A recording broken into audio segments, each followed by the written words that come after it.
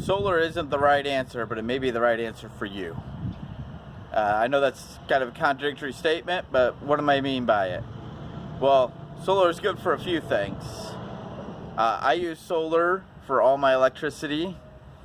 The reason I do that is because I live with my late wife's aunt I live on her property in an RV, and she didn't want me to run up the electric bill, and in exchange for not running up her electric bill, she lets me live there rent-free, and I help with like yard work and stuff like that, help her out with that kind of stuff. So that's a great deal we got going there. So solar's good for that.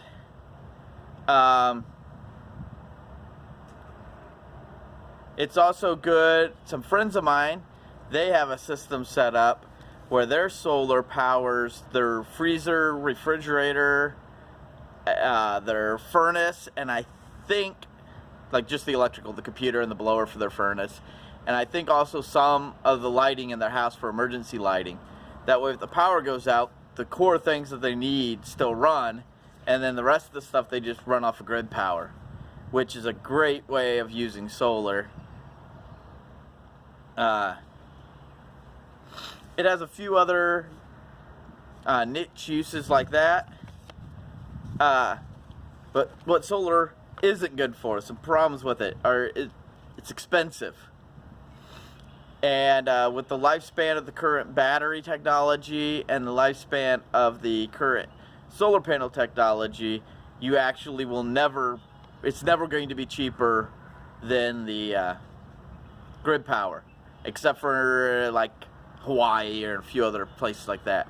And that's switching as the grid power is going up and the price of the batteries and the solar technology is going down. It's actually becoming closer and closer to where the break-even point is, which will be interesting. People trying to buy the solar stuff before, right around the break-even point, and watching the price go back up because of the higher demand. I don't know what's going to happen there. Another problem solar has, if it breaks, you have to fix it. The power company's not going to come and do anything about it. And chances are you're not going to get find an electrician in most areas that's willing to work on solar stuff. So you got to learn how to fix it. You're the guy or girl that's in charge of fixing it. You're not going to call a guy. Well, that means you know how the system works, and you know more about the system than most people know about their system for the electrical in their house.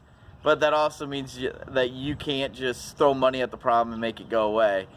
Like right now, I'm living off my batteries. Good thing I bought more batteries than I need, because my charge controller broke the other day, and I'm waiting for the new one to come in the mail. And I'm buying another backup one. That way, if this happens again, I have a backup.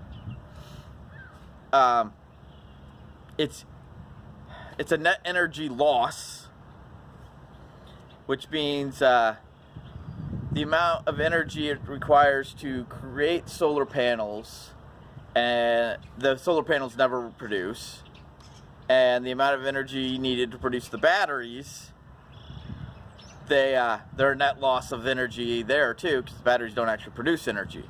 So your whole system's a net loss. And there's also some hazardous materials, some lead, maybe some mercury. In the case of the batteries, there might be lithium or other exotic materials in your batteries. So you got all that to deal with. It's such a negative power loss. If you build a factory and put solar panels on the roof of it, like where I work, across the street from where I work, down there's another place that they all have solar panels on their roof. If they tried to build solar panels in their factory using those solar panels, they wouldn't be able to do it. The only reason they have solar panels on their roof is for the tax deduction, because they're a net loss of energy, and they're actually a net loss of income or money if you don't get the government subsidizing them. But there is a time coming soon where solar panels will be a good option for a lot of people, and I'm actually looking forward to that time. Should bring about a lot of innovation.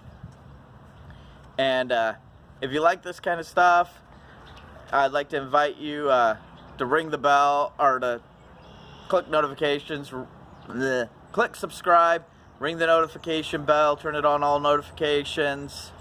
That way you get my videos, and that way you can join me on the journey to using God's gifts to grow His kingdom, prepare for the future, and live a better life. Have a great day.